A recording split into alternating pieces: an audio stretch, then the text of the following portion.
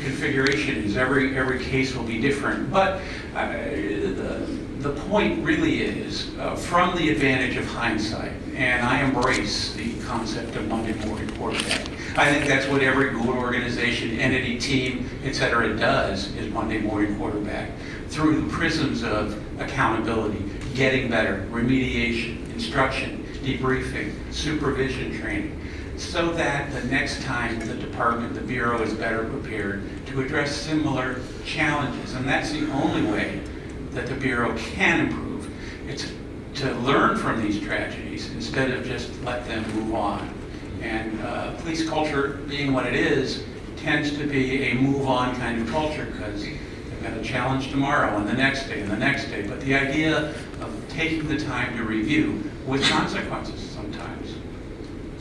When Monday morning quarterbacking, there are consequences sometimes. And you know, some people get cut from the team, right? And so all of those remedial options should be available to the Bureau as they go through these cases. Thank you. I just have Thank you. a few more questions. When we spoke, you talked about some of the challenges with the Police Review Board. Would you be kind enough to share what we talked about yesterday as regard to the Police Review Board? Yes. The review board, when it was constituted, was cutting edge. I mean, it's rare, and it still is rare, where most police agencies, when they have a shooting, it's paper review. The report is prepared by their investigative agency, it goes to the DA, and if the DA says it's fine, it's fine. That's standard, and unfortunately in many police agencies it's still the case.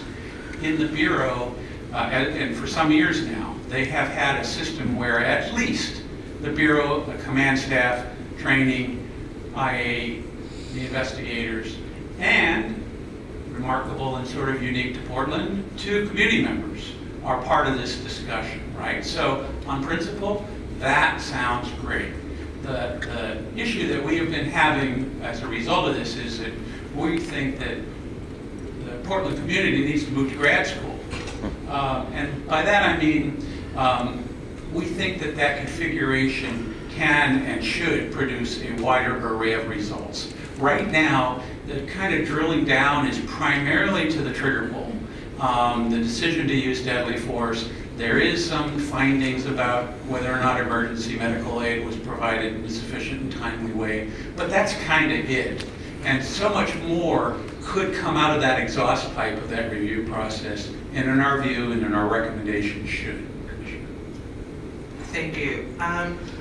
We talked about when witnesses are interviewed, normally they are videotaped.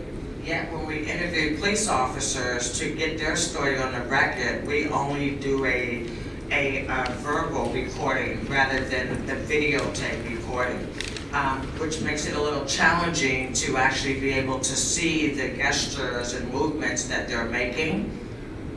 Would you like to comment on that? Yes, and I'm surprised we haven't gotten to where we have in police science and police interviewing techniques, but particularly because what an officer is often describing are dynamic movements, observations of individuals, and he's asked or she's asked to describe positioning that occurred at the time. And as you can see, what I'm doing many times in response, an officer will be gesturing, will be demonstrating, will show how she or he was holding the firearm or drawing the firearm, all those things. If they fell, if they had a hand-to-hand issue involving the individual they're trying to detain, all of that is described, and oftentimes we'll say, and it was like this, and then we're reviewing the audio tape, what is this? Because we don't have a video or depiction of what's going on. So our recommendation is let's move away from that. I think that the Bureau has the capacity to do this because they do videotape many witnesses, defendants, and in other instances. And so we recommend that that same approach be employed for officers involved in shootings. Excellent. One last question, having to do with your recommendation that the Bureau of Emergency Communication be involved with the debriefing. Could you talk a bit about that? Sure. We have, over the course of our time reviewing these cases, sometimes come upon issues with the dispatch. And by issues, I just mean there are questions that come up in the investigation about whether or not things were effectively communicated to the officers. Was the right information passed on? A host of issues, and the Bureau of Emergency Communications has come up in a few of our recommendations over the years, and one consistent thing we have said, two really consistent things, has been when those issues arise, we think it would be a good thing to invite Bureau of Emergency Communications personnel to come to the police review board so that those questions can be asked and answered in that forum in the spirit of kind of getting to the bottom of the entirety of the issue. And then the other thing that comes up is the question about the frequency and availability of cross-training experiences. The police officers and dispatchers are communicating with each other all the time, and for critical incidents and responding to people in crisis, there's great value in hashing some issues out in the training environment and letting Bureau trainers and BOEC, trainers and personnel come together in that kind of environment. So Mayor, I look forward to working with you to try to figure out how we make that happen. I would be very open to that conversation. We had a conversation with the chief this morning. It is not a simple thing to do, but it's certainly doable, and it would be at the will of this council, and it may involve some bargaining issues, and it may involve some aspects of the DOJ settlement agreement, but this is one of those issues where the ball's in our court.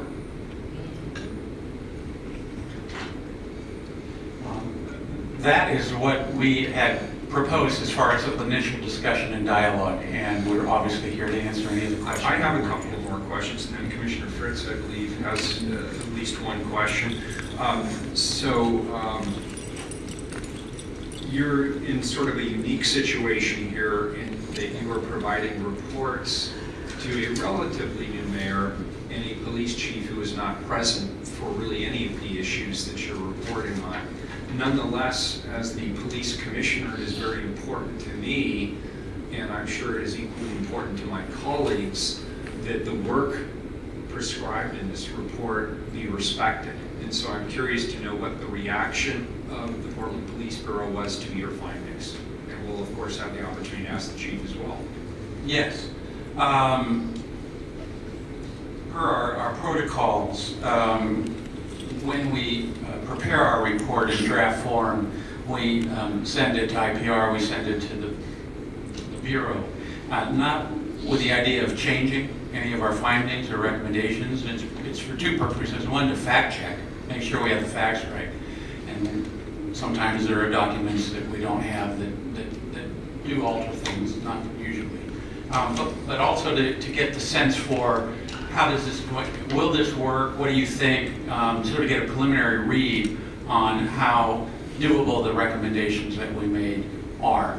And we've been through a few leaders of your Bureau because we've been around a bit. And I can say that particularly this last discussion, what we were impressed with was it was clear to us that every one of the participants on that phone conversation had engaged and read and thought about how do we develop an action plan in response to this report. That, I think, was different than other discussions in the past. The second thing, and maybe the more important thing, is that by the time we had that discussion, protocols were already being written.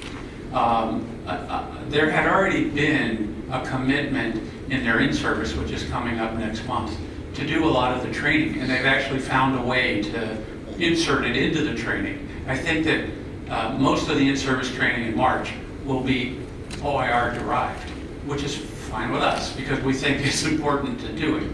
And so that would be, proof is in the pudding. It's not there yet, Mayor, but I think that those are very optimistic signs that the chief listens and gets it, and to the degree degree that she has authority, and she has a lot of authority to move this organization, intends to. Thank you. Commissioner Fritz and Commissioner Hurst. I noticed the chief is in here listening intently. Thank you. You mentioned that your recommendations go to the independent police review, they go to Bureau of Communications as well as to the Police Bureau. Commissioner Hardesty asked last week, how many of your recommendations have been done? Do you have a tally of how many have been done? My understanding is that Commissioner Udaley, Yes. I know how to say it. Didn't say it. Commissioner Udaley asked as a homework assignment of IPR to do that, and we did look briefly this morning through the compilation, the table that was prepared, and it appears that the acceptance rates in the 90% range. To the degree that there's true implementation, Commissioner, that remains to be seen. Well, that's it, because it's accept. Does that mean done? And so I hope that next time we'll get a list of what actually has been done. Because that was struck in this report over and over again from up to the 48-hour rule going away and how that needs to be implemented consistently. Right, and you're absolutely right. And sometimes it's impossible to know whether or not the recommendation is going to be implemented because the situation hasn't presented itself yet. You know what I'm saying? So, for example, we made some recommendations on this pit maneuver that stops high-speed chases. And as far as we know, there's not been a shooting connected to a pit maneuver since. So sometimes we're not able to give a definitive answer until the incident happens. That might be a good thing. I think it is a good thing. Commissioner, I'd be happy to share this with you. I want to thank Director Severe for putting this together for me. Now I know what the expression on his face was at the meeting last week. There are 191 recommendations since 2010. There are only 3 items that the Bureau was in disagreement on. There are many that are in practice or being attempted, but I have to say that the significant majority are simply have been agreed upon, but perhaps not implemented. That's like I'd like to know. So there's one other column I'd also like to add to that, and that is whose responsibility is it to implement the finding? And we had a little bit of a conversation about this on a separate, well, no, it was related to this actually. It was the first reading of the ordinance last week. We have a responsibility as well. We have a role, and some of this can be changed by administrative fiat, by the chief. Some of it we have to chime in, we have to provide the support. Other pieces still have to be bargained collectively. So it's a little more complex than just saying the Bureau did or the Bureau did not. And I think it would be helpful for us as a council to have that checklist, and as OIR or any successor organizations come forward, we have that ability to actually say what was the response and what was actually done and who is to be held accountable for that action. If I might amend that just Commissioner, slightly. absolutely. The 6 elected. I'm sorry, yes, of course, the auditor. Yes. Absolutely, 6. And Director Severe, of course, works for the auditor. I would say the other challenge is we've had 4 police chiefs in the 9 years that we've been working with OIR. And just because something was implemented doesn't mean it stays implemented. There are several recommendations that you're making now that you've made over and over and over again, and every police chief has accepted it and implemented it. However, the outcomes have not stayed, right? And so I would love to have recommendations from Michael and the team about how do we make sure that the reforms that we are paying to achieve, we actually are able to maintain. And I'll give an example just for folks who weren't in our room when we were having this conversation yesterday.